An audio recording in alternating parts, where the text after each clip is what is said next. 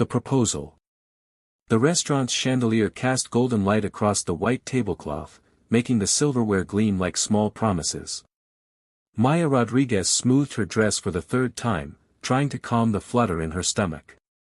David had said this dinner with his parents was important, but he wouldn't tell her why. She watched David's father, Richard Park, cut his steak with surgical precision. His mother, Catherine, sat perfectly straight, her pearl necklace catching the light each time she turned her head. They had been dating for 2 years, but Maya still felt like she was being evaluated every time she sat across from them.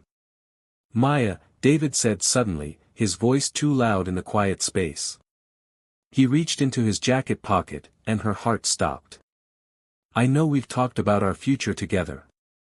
The small velvet box appeared in his hand. Around them, other diners began to notice. A woman at the next table gasped softly. Maya's hands went cold. David opened the box, revealing a diamond ring so large it looked almost aggressive. "Will you marry me?" The yes was already forming on her lips when Catherine spoke. "Of course, there are some things we should discuss first." Her smile was warm, but her eyes were calculating. "Family matters." Maya looked at David, confusion replacing her excitement. He wouldn't meet her eyes. Richard cleared his throat, pulling a folder from beside his chair. He slid it across the table toward Maya with the same precise motion he'd used to cut his steak. "The prenuptial agreement," he said simply. "Standard for families of our position." Maya's fingers touched the folder, but she didn't open it. Her architectural training had taught her to see structures, to understand how weight was distributed, where the stress points lay. Right now, she felt like she was standing under something that might collapse. "And naturally," Catherine continued, her voice pleasant and firm, "you'll need to leave your position at the firm. The Parks have always maintained that family comes first. A wife's place is supporting her husband's career, not dividing her attention." "Mother," David said weakly, but Catherine waved him quiet. "We've also purchased a lovely suite in the east wing of our estate. Much more suitable than that tiny apartment you're in now. And of course, we'll expect grandchildren within 2 years. The family line must continue."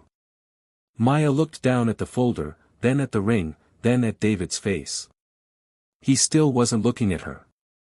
The restaurant suddenly felt too small, too warm, too bright. The other diners were watching now, waiting for her to cry with happiness, to say yes, to slip that massive diamond onto her finger. Her grandmother's voice echoed in her memory from a conversation years ago. "Never let anyone make you smaller to fit into their life." "I need time to think," Maya heard herself say. The silence that followed felt like falling. The awakening.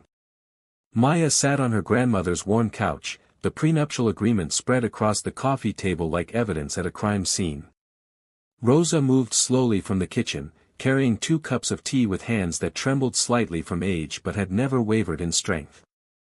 60 pages, Maya said, her voice hollow.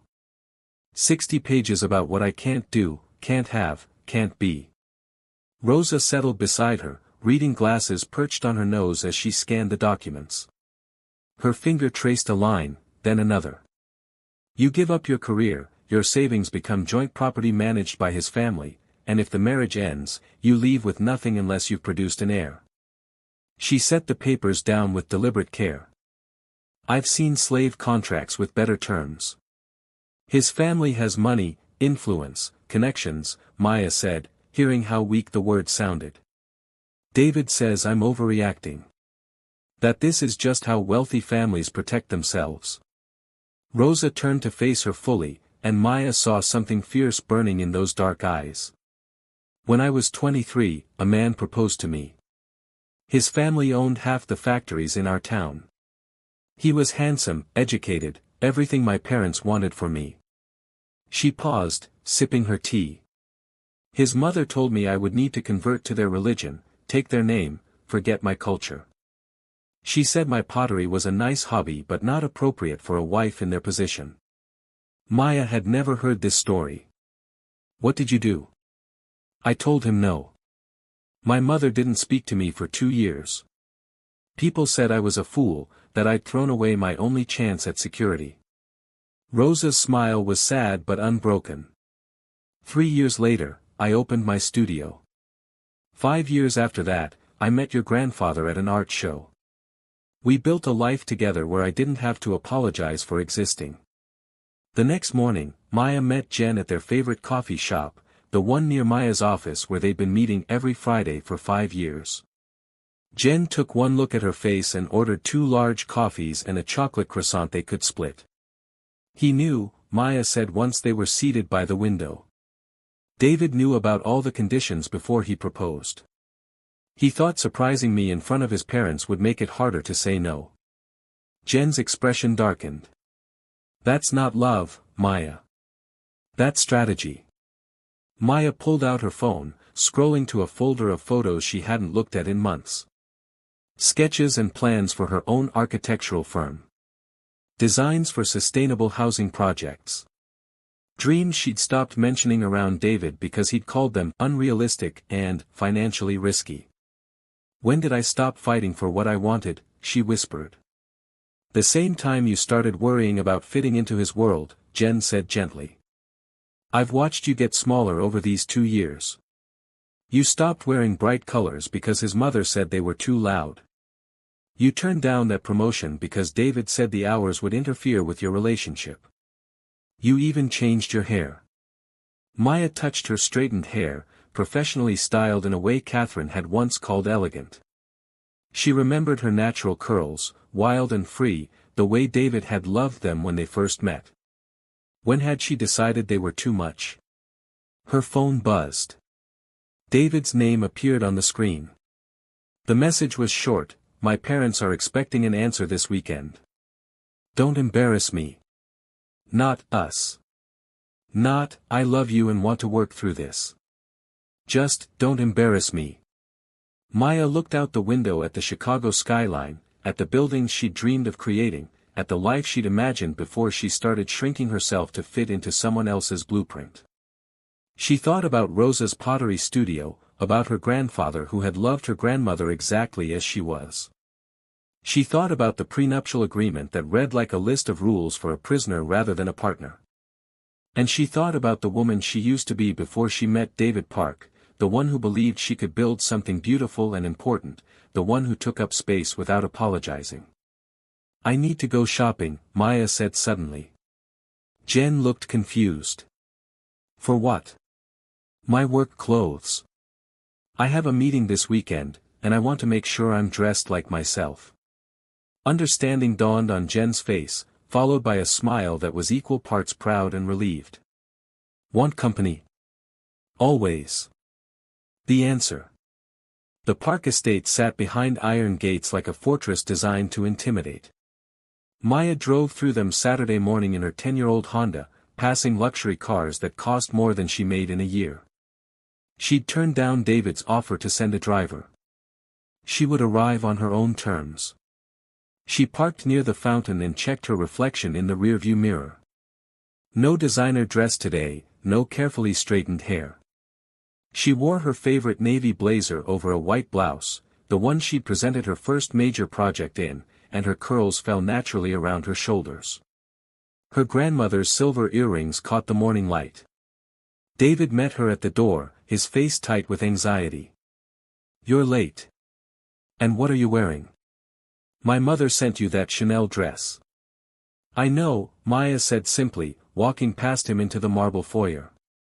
The family waited in the formal living room, arranged like judges at a trial. Catherine sat in the center of a cream sofa, Richard in a leather armchair, both positioned to face the doorway. David guided Maya to a chair across from them, but she remained standing. Miss Rodriguez, Catherine began, her smile practiced and cold. I trust you've had time to review the terms. They're quite generous, really. Many young women would be grateful for such security. Maya reached into her bag and pulled out the prenuptial agreement. She set it gently on the coffee table between them. I've read every word, she said. All 60 pages about how I would need to erase myself to become part of this family. Richard leaned forward. That's hardly fair. We're simply protecting our family's interests. By asking me to quit the career I spent years building? By deciding when I should have children? By making sure I'd leave this marriage with nothing if it doesn't work out? Maya's voice was calm, but each word landed like a hammer. You're not protecting your family. You're buying a daughter-in-law who can't afford to leave. Catherine's composure cracked slightly. We've never been refused by anyone. Do you understand what you're walking away from? The connections, the opportunities, the life David can give you. The life David's family would allow me to have, Maya corrected. There's a difference. She turned to David, who stood frozen beside his mother's chair. I loved you. Or I loved who I thought you were. But the man I fell for wouldn't have ambushed me with conditions. He wouldn't have told me my dreams were too small or too big. He wouldn't have asked me to choose between him and myself. Maya, you're being dramatic, David said, but his voice lacked conviction. Every marriage requires compromise. Compromise means both people bend, David.